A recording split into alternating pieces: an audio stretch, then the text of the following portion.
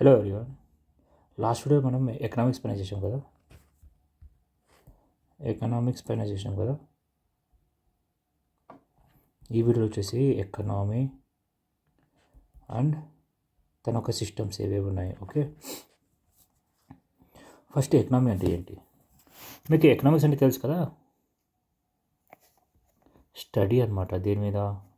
Economic activities మీద ఏదైతే study చేస్తామో దాన్ని ఎకనామిక్స్ అంటాం. ఇప్పుడు ఎకనామిక్స్ ఒక స్టడీని దాన్ని ఒక యాక్షన్లో తీసుకోవడమే ఎకనామీ అంటాం. ఓకే, అంటే ఇప్పుడు మనకి ఎకనామిక్స్ అంటే ప్రిన్సిపల్స్ అనమాట. ఏవేవి ప్రిన్సిపల్స్ అంటే మైక్రో ఎకనామీ, నెక్స్ట్ తన ఎలా ప్రొడక్షన్స్ జరుగుతాయి అవన్నీ, దాన్ని మనము రియాలిటీలో తీసుకోవడమే ఎకనామీ అంటాం. Okay, real economic activities of production, distribution and consumption. Every entity has its own economy. అంటే ఫ్యామిలీలో కూడా ఎకనామీ ఉంటుంది, నెక్స్ట్ కంపెనీలో ఉంటుంది, ఓవరాల్ నేషన్లో కూడా ఉంటుంది. కామన్ అంటే ఇప్పుడు ఇండియన్ ఎకనామీని ఒక ఎకనామీ అంటాం, నెక్స్ట్ యూఎస్ ఎకనామీని. ఓకే,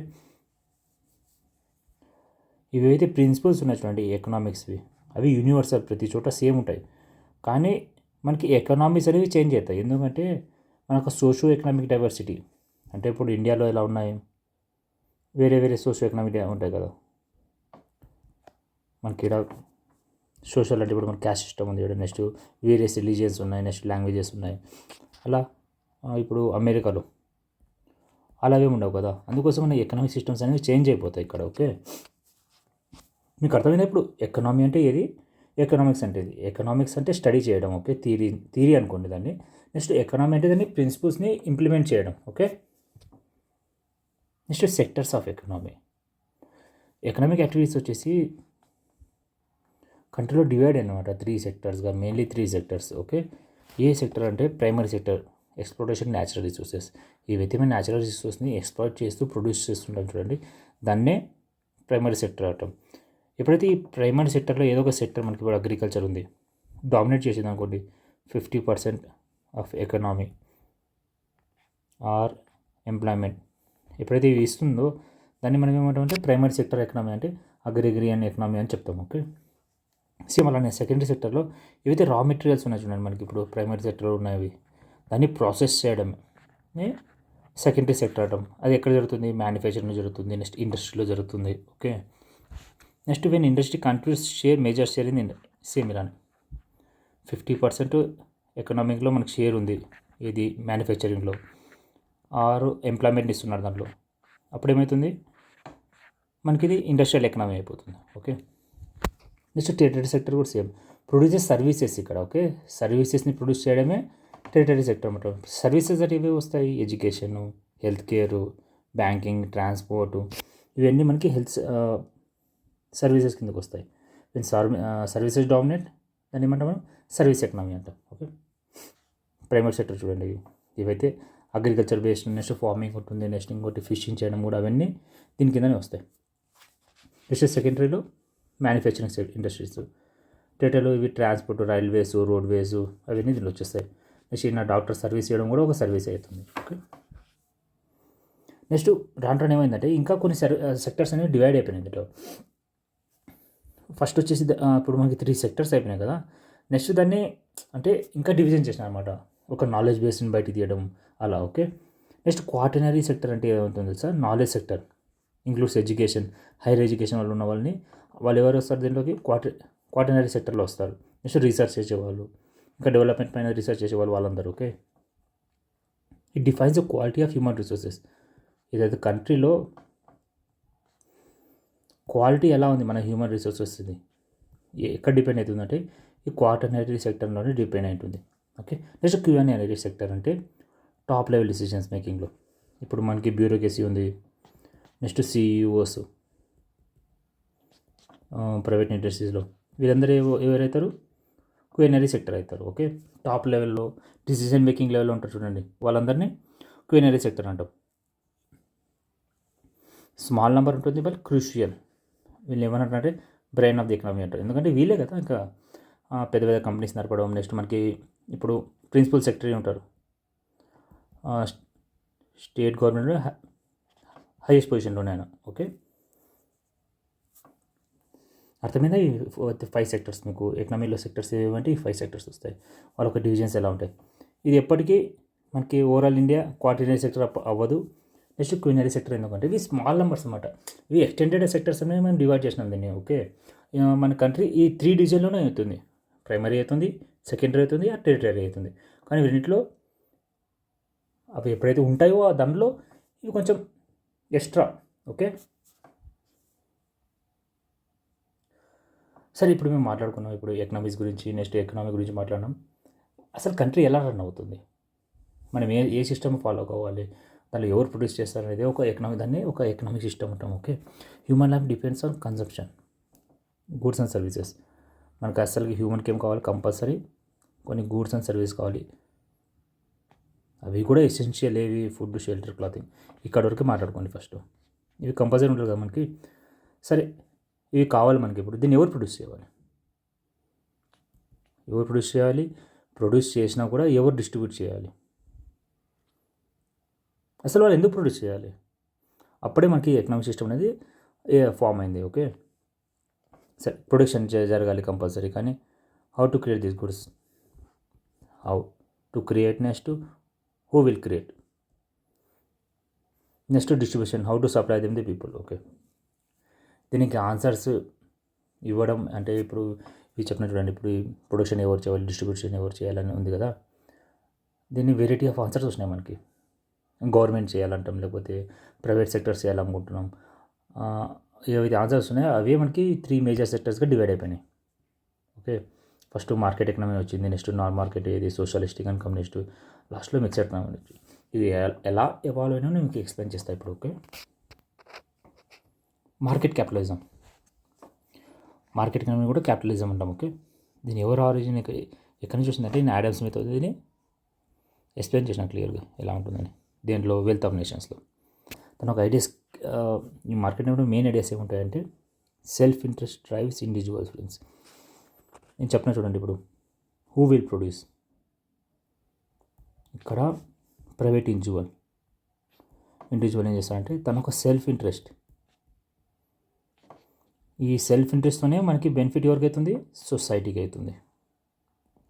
తనకి ఇంట్రెస్ట్ ఉంది, నేను ఇన్వెస్ట్ చేస్తాను అని చెప్పి అతను ఒక సెల్ఫ్ ఇంట్రెస్ట్ వల్ల మనకి సొసైటీ బెనిఫిట్ అవుతుంది. ఓకే, ఇది ఇన్విజిబుల్ హ్యాండ్ అయిపోతుంది. ఎందుకంటే ఎవరు చేయాలో తెలియదు కదా మనకి.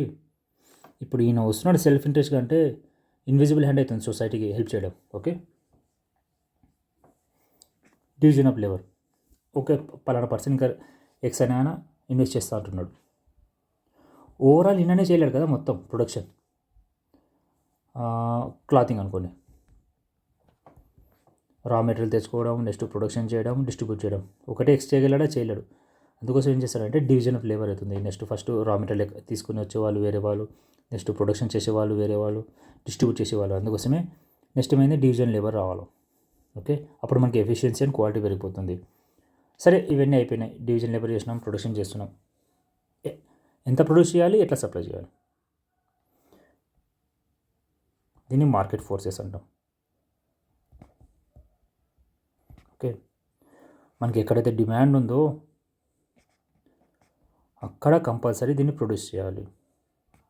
ప్రొడ్యూస్ చేసినామా అయిపోయిందా, కానీ సప్లై కూడా చేయాలి కదా ఎక్కడైతే డిమాండ్ ఉందో. ఓకే, ఈ డిమాండ్ అండ్ సప్లై అనేది మేజర్ కాంపోనెంట్ దీనిలో క్యాపిటలిజంలో. మనకి డిమాండ్ ఉన్న చోటనే మనం ఇవన్నీ ప్రొడ్యూస్ చేస్తుంటాం. Okay, competition ensures efficiency. సరే, ఓన్లీ ఎక్స్ అనే చేస్తున్నాడు అన్ని క్లాతింగ్లో. ఈయన కాంపిటీషనే లేదు. ఈయన లో క్వాలిటీ చేసినా కూడా తీసుకోవాల్సి వస్తుంది, హై క్వాలిటీ చేసినా కూడా మనం తీసుకోవాల్సి వస్తుంది. అప్పుడే పలానా వై అనే వస్తున్నాను అనుకోండి సేమ్ ఫీల్డ్లో, అప్పుడు ఈయన కాంపిటీషన్ పెరిగిపోతుంది కదా, కంపల్సరీ మంచి క్వాలిటీ మెయింటైన్ చేయాల్సి వస్తుంది. ఓకే, అదే competition ensures efficiency of the producer అంటే ఎవరు, ఈయన invisible hand. Okay, laser free, minimal government influence. అసలు గవర్నమెంట్ ఇంటర్ఫరెన్స్ అనేది చాలా మినిమం ఉంటుంది దేనిలో మార్కెట్ ఎకనామీలో. ఇవన్నీ ఎందుకంటే తన మార్కెట్ ఫోర్స్ అయితే దాన్ని ఇవైతే కదా మనం ఎంత ప్రొడ్యూస్ చేయాలి, ఎలా సప్లై చేయాలని చెప్పేది. అసలు గవర్నమెంట్ రోలే లేదు దీంట్లో. Okay, system of natural Liberty. ఇంకా దీన్ని ఏమంటామంటే మార్కెటింగ్ అనేది సిస్టమ్ న్యాచురల్ లిబర్టీ అంటాం. తన ఒక లిబర్టీ వల్లనే అయిపోతుంది అంతా. దీంట్లో కూడా 2 వేరియంట్స్ ఉన్నాయి. ఒకటి ఫస్ట్ వచ్చేసి capitalism, focus on creation and ownership wealth. ఎవరికి నేను ఎక్స్ట్రా చూడండి, ఆయన ఒక క్రియేషన్ చేసుకుంటాడు, తన వెల్త్ని క్రియేట్ చేసుకుంటాడు. నెక్స్ట్ ఆ ఓనర్షిప్ దాని అనేది ఉంటుంది మొత్తం. Okay, next free economy, focus on exchange of goods and demand and supply. గూడ్స్ని సప్లై చేయడమే దీనిలో మెయిన్ కాన్సెప్ట్. ఓకే, క్రియేట్ చేసుకోవాలి వెళ్తే అలానే ఏం లేదు. ఈ క్యాపిటలిజంలోనే మనకి యూఎస్ఏ వస్తుంది మెయిన్. ఫస్ట్ ఎగ్జాంపుల్ వచ్చేసి ఇది మార్కెట్ ఎకనామీలో యూఎస్ఏ. అప్పటి నుంచే మనకి ఎకనామిక్ సిస్టమ్ ఏంటంటే వీళ్ళకి ఇండిపెండెన్స్ అప్పుడే వచ్చేసింది కదా, 1770s.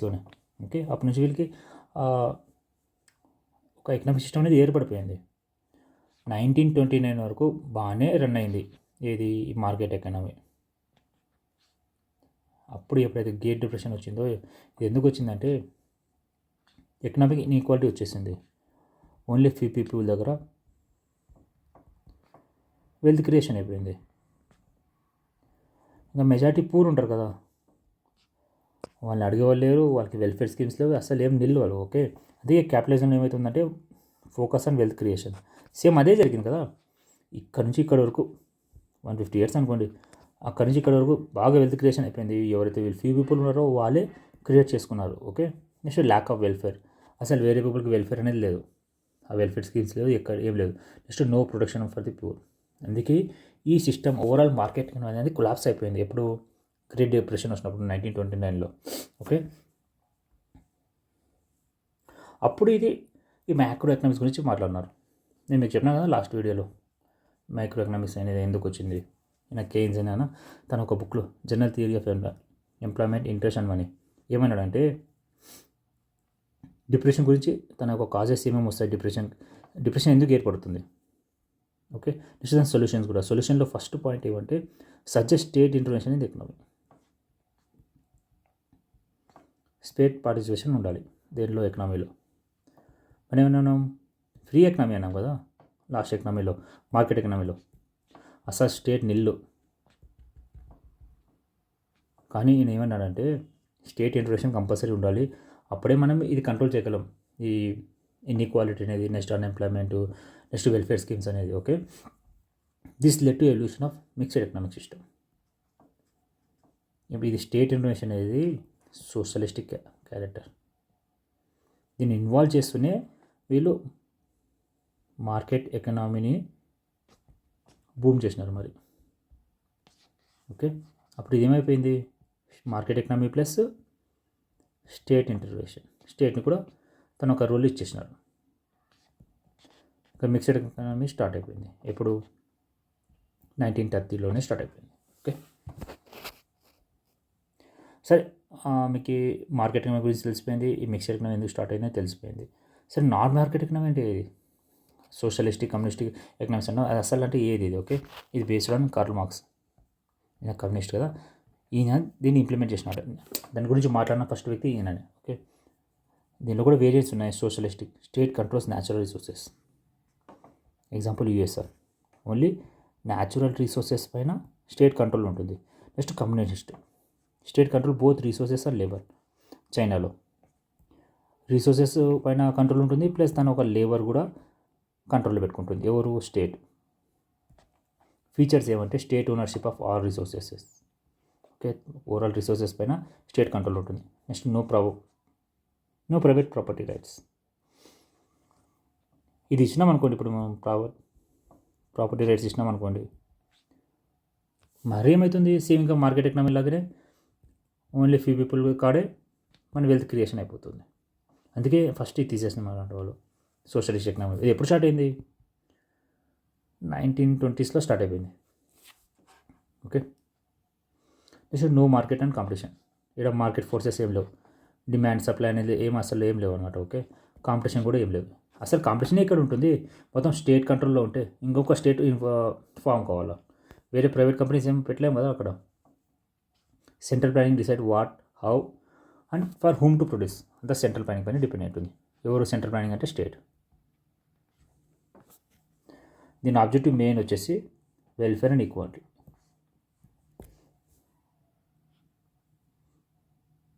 సరే, ఇవన్నీ మనకి ఇప్పుడు థియరీ వరకు బాగానే ఉంది, అందరికీ వెల్ఫేర్ జరగాలి, ఈక్వాలిటీ జరగాలి అనేది బాగానే ఉంది. కానీ దీని ఒక లిమిటేషన్స్ ఏమైనా చూడండి ఒకసారి. Lack of wealth creation.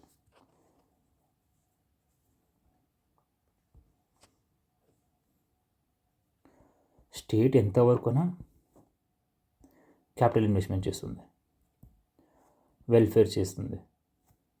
కానీ క్రియేషన్ అనేది కూడా ఉండాలి కదా. మనకి వెల్త్ ఎక్కడ క్రియేట్ అవుతుంది? మనం ఓన్లీ వెల్ఫేర్ చేసుకుంటూ పోతే ఎక్కడవుతుంది? అసలు జరగదు కదా. అందుకే మనకు ఆ క్యాపిటల్ స్కేర్సిటీ అనేది వేరేపడింది. ఇంకా నెక్స్ట్ ఎక్కడ ఇన్వెస్ట్ చేయలేకపోతున్నారు వాళ్ళు. Next misallocation of wastage of resources. ఈ డిమాండ్ అండ్ సప్లై చూడండి. ఎప్పుడైతే ఇవి కంట్రోల్లో బెస్ట్ వేలో ఉంటాయో అప్పుడు మనకి ఒక రిసోర్సెస్ని ఒక మంచి చోట మేము ప్లేస్ చేయగలం. ఎక్కడైతే డిమాండే లేదు, ఇప్పుడు చూడండి సౌత్ ఇండియా,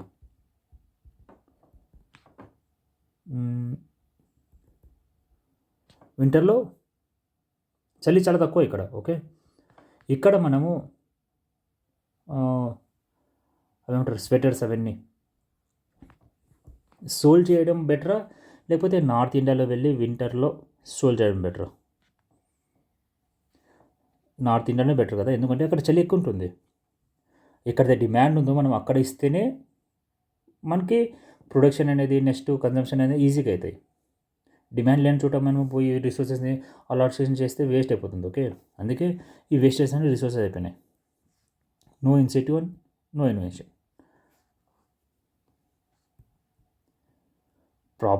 ప్రైవేట్ ప్రాపర్టీ అనేది లేనప్పుడు ఇంకా కామన్ పీపుల్స్ ఎందుకు వర్క్ చేస్తారు? వాళ్ళ జిల్లు ఉన్నదన్నమాట, మనము సంపాదించాలి, ప్రాపర్టీ తీసుకోవాలి, నెక్స్ట్ జనరేషన్స్ పెట్టాలనేది. ఓకే, ఆ బిల్ లేనప్పుడు ఇంకా అసలు వర్క్ ఎందుకు చేస్తారు? ఇంకా ఎట్లనే వెల్ఫేర్ చేస్తుంది కదా గవర్నమెంట్ చెప్పి కూర్చునేస్తారు వాళ్ళు. Okay, options of freedom and democracy. మన ఛాన్సే కదా ఇంకా మనకి నేనున్నా పలానా, నేను బాగా చేయాలనుకుంటున్నా, నేను ఈ సర్వీసెస్ చేయాలనుకుంటున్నా, కానీ నాకు ఛాన్స్ లేదు అక్కడ, ఎందుకంటే స్టేట్ కంట్రోల్లో ఉంది మొత్తం. Okay, state became the new exploiter, like state capitalism. ఇక్కడ వచ్చేసి స్టేట్ క్యాపిటలిజం అయిపోయింది, స్టార్ట్ అయిపోయింది. ఇది కూడా 1920 నుంచి 1970లో డికే అయిపోయింది.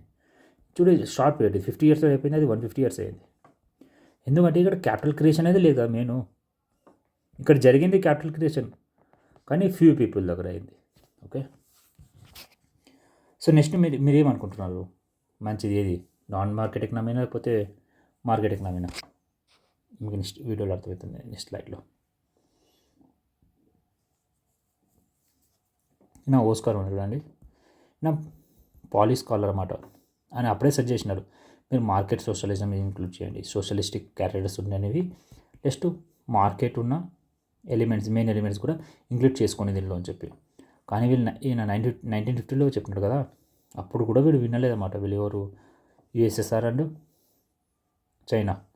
కానీ 1980sలో రీస్ట్రక్చరింగ్ చేసేసుకున్నారు తను ఎకనామీని. రీస్ట్రక్చరింగ్ చేసుకున్నారు, నెక్స్ట్ ఓపెన్నెస్ అంటే ఓపెన్ చేసేసినారు. వేరే వాళ్ళు కూడా ఇంక్లూడ్ చేసేసుకున్నారు బిజినెసెస్లోకి. చైనా కూడా ఓపెన్ డోర్ పాలసీ ఓపెన్ చేసేసింది 1978లో. అలా ఇప్పుడు సోషలిస్ట్ ఎకనామీలో ప్రైవేట్ ఇండివిజువల్స్ కూడా ఛాన్స్ ఇచ్చినారు అనమాట. ఓకే, ఏమైపోయింది అప్పుడు? రెండు ఇప్పుడు సోషలిస్టిక్ ఉంది, నెక్స్ట్ మార్కెట్ ఉంది. ఇద్దరు కూడా సోషలిస్ట్లో మనకి మార్కెట్ ఎలిమెంట్స్ ఇంక్లూడ్ అయినాయి, దీనిలో సోషలిస్టిక్ ఇంక్లూడ్ అయిపోయినాయి. ఇంకా మిక్స్డ్ ఎకనామిక్ సిస్టమ్ అనేది ఏర్పడడం స్టార్ట్ అయిపోయింది. దీనివల్ల ఏమైందంటే ఈ కోల్డ్ వార్ అనేది కూడా ఎండ్ అయిపోయింది. కోల్డ్ వార్ ఎందుకు? యుఎస్ఎస్ఆర్ సోషలిస్టిక్ గురించి చెప్పేది, యుఎస్ఏ క్యాపిటలిస్టిక్ గురించి చెప్పేది, రెండు ఫెయిల్ అయిపోయినాయి కదా. ఇంకా ఈ కోల్డ్ వార్ అనేది ఉండదు. ఓకే, తను ఒక ఐడియాలజికల్ మేము ఇలానే ఉండాలని చెప్పేది అని ఫెయిల్ అయిపోయినాయి అవి. సరే, మరి మిక్స్ ఎకనామిక్ ఫీచర్స్ ఇవి ఉంటాయి. Combine features of both market and non market economics. Okay, coexistence of private and public sectors. Private కూడా ఉంటారు, నెక్స్ట్ పబ్లిక్ సెక్టర్స్ కూడా ఉంటాయి. Recognise world bank as a best practical model. World bank కూడా recognise చేసింది దీన్ని. Mixed economy flexible, evolves as per social economic needs. పలానా కంట్రీలో ఇదే అని కాదు. ఓకే, ఇండియాలో కూడా తన ఒక ఎకనామిక్ సిస్టమ్ వేరేగా ఉంటుంది, నెక్స్ట్ పక్కన ఉన్న బంగ్లాదేశ్ వేరేగా ఉంటుంది, ఇంకొక పక్కన ఉన్న పాకిస్తాన్ ఒక ఎకనామిక్ సిస్టమ్స్ వేరేగా ఉంటుంది. ఫ్లెక్సిబుల్ అన్నమాట ఇది. అన్ని మరి మిక్స్డ్ ఎకనామీనే ఫాలో అవుతాయి. ఓకే, ఎందుకు వేరే అంటే వాళ్ళ ఒక సోషల్ ఎకనామిక్ కండిషన్స్ వల్ల. Okay, state and private play economic roles, రెండు ప్లే అవుతాయి. ప్రైవేట్ సెక్టర్ ఏం చేస్తుంది? ప్రొడ్యూస్ ప్రైవేట్ గుడ్స్ తన ఒక ప్రాఫిట్స్ కోసం ప్రొడ్యూస్ చేసుకుంటారు. ఇక్కడ వెల్త్ క్రియేషన్ కూడా జరుగుతుంది. Okay, next state produces the public goods for welfare common పీపుల్కి. Dynamic role can change with time. Fixed కాదన్నమాట, ఇది చేంజ్ అవుతూనే ఉంటుంది as per needs. State regulation ensures balance through laws and tax and planning. State ఒక main regulation compulsory ఉండాలి mixed ఎకనామీలో. ఎలా ఒక లాస్తో, నెక్స్ట్ ట్యాక్సెస్తో, నెక్స్ట్ మనకి వెల్ఫేర్ స్కీమ్స్ ఎలా ప్లాన్ చేయాలి అవన్నీ స్టేట్ చూసుకుంటుంది దేనిలో, mixed ఎకనామీలో.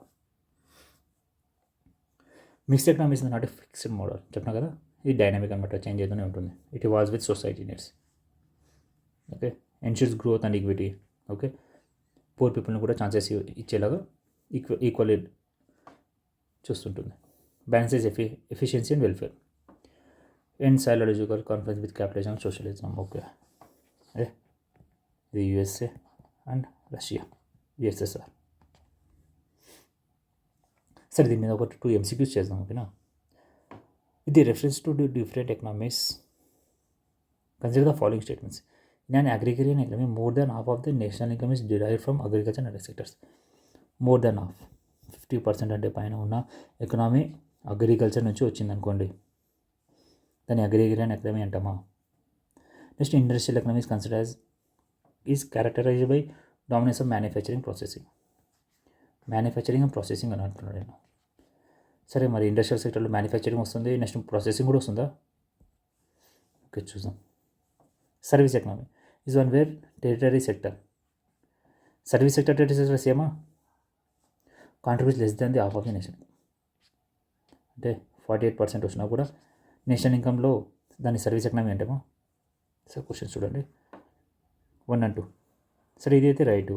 Next industrial economy is కరెక్ట్గా డామినెన్స్ ఆఫ్ మ్యానుఫ్యాక్చరింగ్ ఉంటుంది, ప్రాసెసింగ్ ఉంటుంది. ఓకే, రెండింటిలో ఈ రెండింటిని కూడా మనం ఇండస్ట్రియల్ సెక్టర్లే అంటాము. ఓకే, ఇది కూడా రైట్.